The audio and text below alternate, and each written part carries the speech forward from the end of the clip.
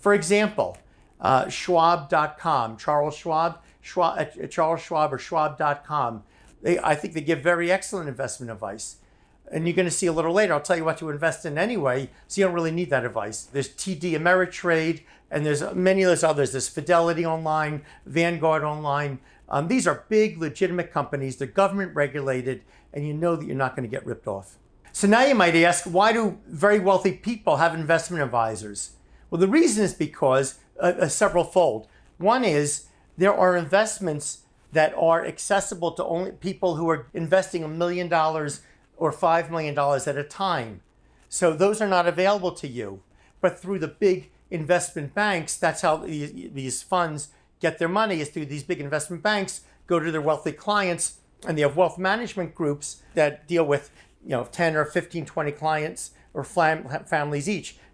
Say many these big investment firms have many of these private equity or private client groups, and they're telling these people about investments in a new insurance company that's being started up, that the big investment bank is also contributing to. So you know that your money, along with that big investment bank, whether it's Goldman Sachs or J.P. Morgan or Wells Fargo Advisors or UBS, it doesn't matter which ones they are. They're putting money in also. So you're investing along with them. You're taking your risk, or they've assessed the risk that you're taking it along with them. Those are only available to people who can invest, like I said, $1 million to $5 million at a time. Different funds have different criteria. So that's one reason why wealthy people have investment advisors, which is to get access to those private equity investments. Another one of those private equity investor groups are groups that raise a lot of money, and then they go and they invest or loan money to many private companies. That means ones that are not on the stock market. And then they think these companies will turn themselves around. They think they have good management teams. They look at the industry. They meet. They have accountants do due diligence, and then they recommend those investments. So that's one thing investment advisors do for wealthy clients. The other thing they do is a wealthy client, and I'm going to talk to you about diversification later, but they have money all over the place. They have it in real estate, this place, that place, this kind of real estate firm, that kind of real estate firm. They have investments in technology. They have investments in Asian markets, in European markets, and it becomes all these investments all over the place. And these investment advisor firms will keep track of it all and be monitoring it all and be reporting how each one is doing. So there are reasons for investment advisors for very wealthy people or very wealthy families. But for the people I'm trying to speak to in this video, you don't need an investment advisor. So in conclusion, which investment advisors should you have? The answer is none. Don't trust anyone with your money. It's your money. Don't trust anyone with it. When someone tells you great things, we're gonna start this store, you're gonna invest in this, we're going to the moon. Okay, if they're not regulated, they're not standard, it's some guy, it's your brother-in-law, a cousin, it's a friend, a guy who your friend introduces you to, look out, because the money can disappear. So now the question is, which stocks should you invest in? The answer is very simple. There are things called index funds. When I talked about the stock market went up and the stock market went down, actually there are thousands of stocks on the stock market. You also have the New York Stock Exchange. You have the NASDAQ. You have European markets. You have Asian stock exchanges in different countries. So when you talk about the stock market going up or down, you're really talking about the whole stock market on average. And you're not talking about individual companies or individual sectors. Now, there's something called an index fund. You probably heard of the Dow Jones Industrial Average, called the Dow. And when you say the market went up or down, they actually usually just tell you the Dow. But the Dow is only made of about 50 stocks. You can look up the exact number. 50 stocks of the top companies in the country. When I say top, I mean the largest, the best. So in technology, it'd be like Apple, Intel, Microsoft. In industrials, the big oil companies, they'll have the big manufacturing companies, they'll have, builders of airplanes, Boeing, that builds airplanes, and we have some of the biggest airlines, and they'll be the 50 biggest companies in the country. So now the Dow, believe it or not, you've heard of the Wall Street Journal? The Wall Street Journal editors just decide which stocks make up the Dow. That's all it is. You don't buy anything, they just decide that. So then how can you buy those 50 companies? Well, one way would be to go buy a stock in each of those 50 companies. But the trouble is, unless you have a lot of money, you're going to pay a fee for each transaction you do. You're going to pay a fee for each stock you buy. You're going to pay 50 fees. And you're not going to be, unless you have a lot of money, you're only going to be able to buy a few shares of each one. So something was created called an index fund. It's one fund, one stock you buy, and millions of people put their money into it every day. And of the millions of dollars that they get, I say millions every day, I don't know how many every day, but they're worth trillions of dollars, these funds. With the millions of dollars that they get every day, guy just presses a button on a computer, and those millions then get divided up among all the stocks in the Dow. So you end up owning a piece of every stock. For $10 or $20, you can own a piece of every stock in the Dow Industrial Average. Now, this is very good in many ways. One is, let's say some stock gets hit with a catastrophe. That goes down. The whole thing doesn't crash because of all those other stocks in it. Some of them go way up. Now, on the downside, you'd say, well, if I would have had Apple back then, I would have gone up way, way more than the Dow does. Okay, wonderful. Let me tell you, that is flawed thinking, because there's no way you knew to have Apple back then.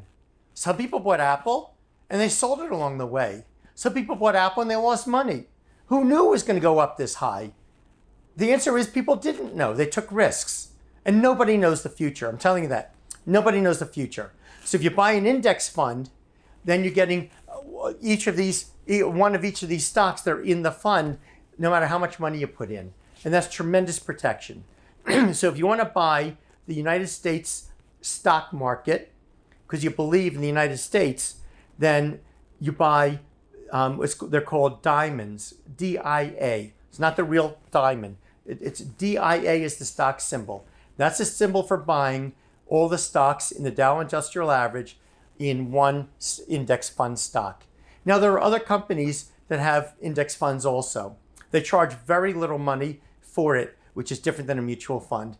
Mutual funds can charge you 5% a year. These index funds, I don't know the exact number, something like 0.2% a year, 0.1% a year. They're very cost efficient. And you can look, there are different index funds around. Now you can buy index funds for DIA is the sign for the Dow Industrial Average Index Fund. You can buy funds that are just energy companies, technology companies, internet companies, social media companies, anything, transportation companies, and that buys all the transportation companies. You read what they have, but you really don't need that. You just buy DIA, which is the Dow Industrial Average, and now you're going to ride with the 50 biggest multinational U.S. companies in the world. Not bad company to be in with. There's a couple of other things I would tell you about. The other is called SPYDERS, SPY. They call it spiders, but the symbol you put in order to look it up in the stock market and to buy it is S as in Sam, P as in Peter, Y, SPY. SPY is the top 500 companies in the United States. So every time you buy one share of stock, you're buying a piece of the top 500 companies in the United States, which again, you're spreading out your risk. There's more stability. You're really betting on the United States as a political, economic, and legal system that encourages people to be productive, which clearly America has been the leader in the world for a long, long time. Thirdly, if you want to really focus most on technology companies, you probably heard of the NASDAQ stock exchange. Well, the symbol to buy the NASDAQ is QQQ. That's the letter Q 3 times. Again, when you buy one share, you're buying a ton of technology companies in many, many different areas, including biotechnology, medical discoveries they're working on, smaller companies, larger companies. You get to buy them all. And that way you're going to ride with them. Something really critical for you to know is these index funds that charge you almost nothing to buy them, right? I mean, just a pittance of a percentage to buy them. In any given year, managed funds, if you take, you have to pay 5% fees for, let's say, mutual funds. They're going to pay all these advisors. They're going to try to pick winners and not pick losers. 90% of the mutual funds do not beat the index fund in any given year. 90%. So you can pay a lot of fee to a mutual fund or some kind of other managed fund. They're going to take 5% of your money, and they're not going to perform. 90% of them will not perform as well as or better than just buying the index, which costs you a pittance. And the 10% that do well that year, most of them don't beat the index fund the next year. So really the safest, smartest way to go, which by the way is now the premier way that people are investing, in across the country, across the globe, is index funds. And that's how you get this protection. You get averaged across lots of funds, diversification, and your money should be in very good hands. By the way, I gave you 3 U.S. stock indexes. You can buy indices indices, I should say, for other stock markets, for emerging markets, for Japan, for China, for Europe, for Africa, whatever you want, for different countries. There's a whole myriad of them. But if you believe that the American system, as I said before, which incentivizes people to work hard and that their hard work will be rewarded with financial reward, and if you believe in the stability of our legal system, that there is law here and that it's just, versus you go through the third world, corruption runs rampant. I mean, rampant. And it's not even looked down upon. They consider it a normal way of doing business in many parts of the third world. But this system of America, there's a reason why America, just happens to be the strongest economic, political, military, and intellectually creative and successful country in the world. And when you buy these index funds in America, you're saying that really hasn't changed. China is still a total dictatorship. Yeah, they're coming up economically, but they're still a total dictatorship. And you're going to avoid many of those issues. You can buy some assets in another country, and they can have a revolution, and your assets are taken away from you. So, but you can invest other places in the world if you want to. So I just want to make sure that I made that point for you. I want to tell you a little story. I remember about 30 years ago, someone had asked a married couple who smokes, how much they spend on cigarettes each day. And then he calculated if they would have, let's say they smoked 3 packs a day for the last 40 years, if they would have invested the money on those cigarettes every day in the stock market for the next 40 years, until the day they were being spoken with, they would have $1 million. $1 million. So this is called dollar cost averaging. And that's the other key concept I want to explain to you. In that cigarette story, those people would have been investing that money every single day. The stock market is going up, they're investing and buying. Stock market goes down, they're investing and buying. Same amount every day. Goes back up, investing and buying every single day. That's called dollar cost averaging. And it's a very, very smart way to invest. It's really the way to invest. No one knows where the stock market is going over any 3 or 5 or 10 year period. As a matter of fact, I'll tell you, I thought going back to December, I took most of my money out of the stock market because I was very, very concerned with variants of COVID that were coming, and that they showed initially that they may not be covered by the current vaccines or people that have immunity. And I was just very concerned that we're going to go back into another catastrophe of COVID again. Thank God that didn't happen. And the people I spoke to at Goldman Sachs, they said they saw this year, because of all the money that's being injected into the country by the new administration, was going to cause the stock market to go up and up and up. They were right and I was wrong. So there you go. I had the big success back when COVID was early on, but this is one that I made a mistake on. And did I make a mistake? I don't know. I assessed what I thought was right or wrong, but there was a way to avoid that mistake. And there's a way to capture when things are right. And that's called dollar cost averaging. And that is, you have a discipline. You have a stable discipline, a rule that you're going to buy a certain amount of that stock every week, every 2 weeks, every month, whatever it's going to be, every 3 months. And if the market is going up, you're buying. If it crashes down, everyone says it's the end of the world. The stock market will never come back. You're buying. Are you buying more or less? You're buying the same amount every month, every 3 months, every week, however you want to do it. Out of your paycheck, you say, I'm going to put in this $25, this $50 every week. And you just leave it in and you don't touch it. And I'm telling you, when the experts are telling you that the stock market is never going to recover, America is dead, all the manufacturing has gone to China, there's no future for America. When they tell you this, you don't sell. When things are going great and the market's going up and up, they think it's going to go, whoa, to the moon. You don't buy anymore. Then your discipline says you just keep buying. And if you look at graphs of the stock market over any 20-year period, you'll see up, up, up, up, up, up. No, it goes up, crash, up, crash, up, crash, up, crash. But the whole thing's going to be up.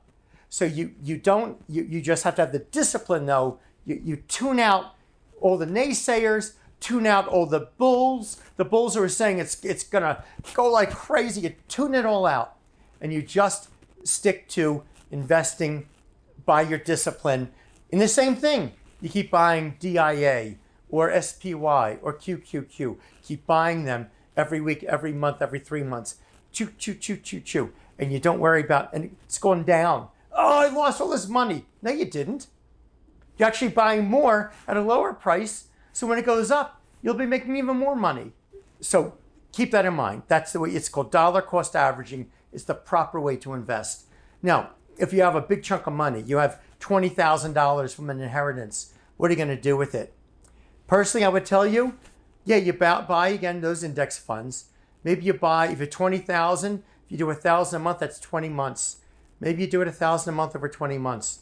Or maybe you do it 2,000 a month and it'll go over 10 months, something like that.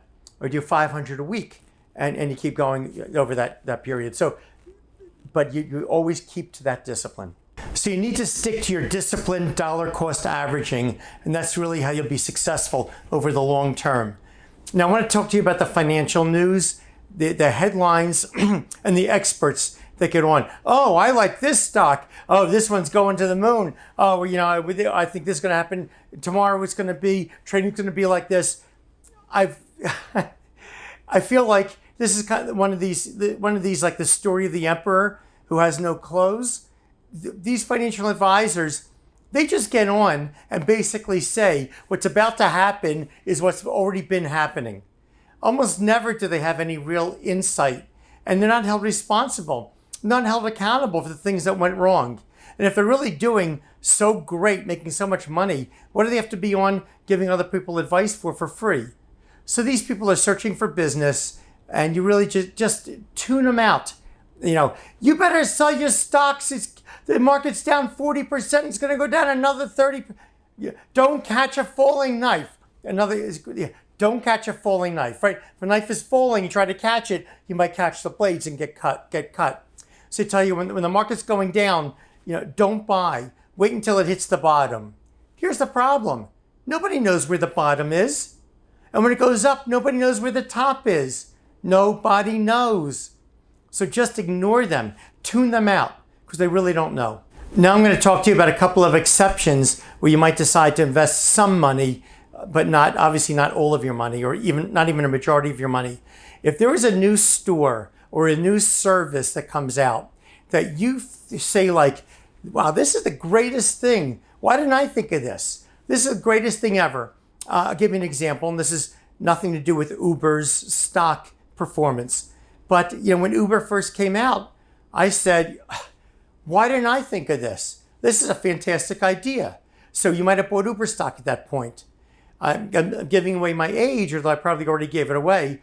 But when Home Depot first came out, or Target, I shopped in those stores. I said, these are fantastic stores. These are really great. And I should have bought their stock. It went up, up, up, up.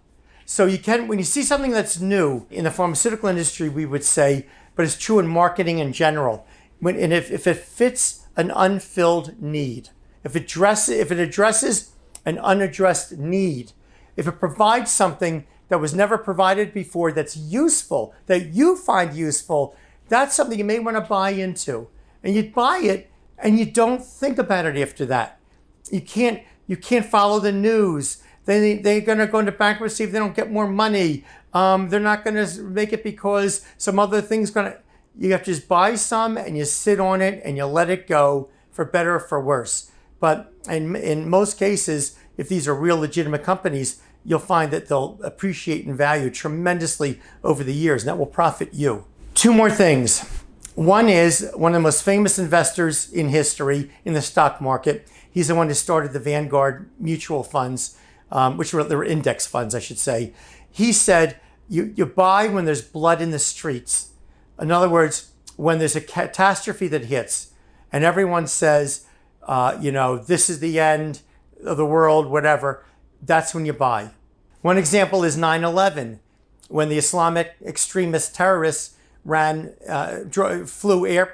airplanes and flew them into the World Trade Centers and the Pentagon, and they were also trying to get into to Washington, Washington D.C., but that ended up into maybe the Congressional Building of the White House. It ended up crashing in Pennsylvania. When that happened, the stock market just crashed down. But you'd have to think about it and say, listen, maybe the terrorists are going to strike and paralyze our country everywhere. But most likely, the United States of America is strong.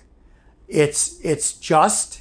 I'm not saying there aren't injustices that occur. For the most part, it's just, it's fair, and people are going to rally together and get this terrorism issue under control.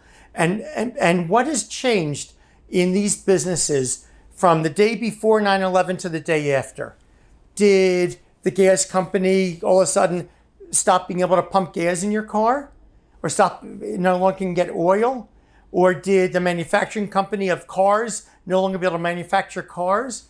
Yeah, people were frightened, but that was a great time to buy. You buy when they call it, quote unquote, where this investor called blood in the streets, when everyone's saying it's the end of the world. That's what I did with COVID. When I advised people, I said, the stock market's down. I forget what I said at the time, 35, 40%. Now's the time to buy. And I said, do I know if it's going to go low or not? I don't know. So maybe you invest half the money that you have. You invest it now. Unfortunately, it stabilized and went up from there. So they didn't get a chance to use the other half of their money to buy further when it went down further. But I think some people just put all the money in at that point, because I've had all kinds of people coming up to me and thanking me. By the way, again, I don't get any percentage. I don't care about that. The last issue is diversification. If you put all of your money into any one stock, you're taking a huge risk that if that stock does poorly, or that business goes out of business, or competition comes in that has a better product, you have danger that all your money is going to be lost. That's why when you buy an index fund, you're buying across a whole lot of companies. So you're protecting yourself, and you're riding generally how the economy goes. Now, wealthy people, super wealthy people, as I've told you, the ones who have investment advisors from these big investment banks, there's a rule of thumb that they use. They don't put more than 2% in any one investment, which is an interesting conundrum for them, because if they and they might be investing all over the place, but they invest in one investment and that one goes shooting upward. Now, let's say you put 2% in each of 50 investments. One of those shoots upward. Now it's worth much more than 2%. Well, they love the way the company is doing, because it's performed fabulously. So maybe they shouldn't sell their stock. But what they do is called balancing, which is every 3 months or so, they'll look at what's gone way up and what's maybe gone down. And then they'll say, because I don't want the one that went way up to be too much of my portfolio, they'll sell part of it and they'll put it to buy what's down. Because if you look over the period of 4 or 5 years, you'll see, this index, these industries go up, then they come down. The one that was up went down, and then it went up again. And you'll see these transitions occur. So you can do this balancing where you balance the very successful ones. You can sell a piece of it, use it to buy some of the unsuccessful ones. Beware of taxes, because when you sell a stock, you don't have to pay taxes on it. If you don't sell it, there's no taxes until the day that you sell it. Just keep that in mind. So when do you buy stocks? As I told you earlier, with dollar cost averaging, the best thing to do is just have a discipline and just be buying every week, every month, whatever it's going to be, buy the same thing. Just keep buying, buying, buying with money that you're not going to need. This is critical. If you're going to need to tap into that money, it's a big mistake to put it into stocks, because you can't wait 10, 20 years for everything to go flying upward. And it may be during a crash and you're forced to sell it because you need money. Big mistake. Secondly, I told you about buying on crashes. If you have extra cash and you see things crash, that's when you buy. And you're not going to know when it's crashed, if it's crashed all the way down or not. No one knows that. So you can buy, like I said, with half your cash when it's going down dramatically, and see if it goes down another 10, 15%. Maybe you'll buy some more and you'll hang on. The other thing about buying is, you know that you're supposed to buy low and sell high, right? You're supposed to buy something for $1 and sell it for when it goes up for $5. The trouble is, when the stock market crashes, so many investors, especially regular people, they panic. They see on the nightly news, stock market crash. Oh no, they sell their stock. And the wealthy people then buy it up and make money on it. It's the psychology of investing. The psychology of investing is critical, and you need to keep this in mind. You need to keep this in the front of your mind with investing. This market goes down, you feel like you don't want to look dumb, you don't want to look unsuccessful, you don't want to be embarrassed, so then you sell. Well, when you sell when the market has gone down, you've locked in a loss. Because until you've sold the stock, you haven't lost money or made money. They'll see them on these shows, we're making lots of money on the stock. No, until you sell the stock, you haven't made anything. Until you sell, if it's gone down, until you sell it, you haven't lost anything. You own the shares of stock. That's what you own. And you can, as long as you're sure that you can wait till they go up, that's what you need to do. That's the only way that you should actually be in the market. So it is difficult to resist when a stock is way, way high, or the market is way, way high, and everyone's saying, this is fantastic, it's going up. As a matter, it's difficult not to buy it then. Now you're buying high. And when the stock market does a crash, does a correction, it's difficult to hold on. Oh, what if I lose the money? It goes around and around in your mind. You have to say, this is the psychology of investing. I am not going to sell now that the market is down. If anything, that's the time I'm going to buy, because I know I have to buy low and sell high. You must have that discipline. I'll say it 10 times if that was needed. I would if that was needed. You must have that discipline in order to make money investing in the stock market.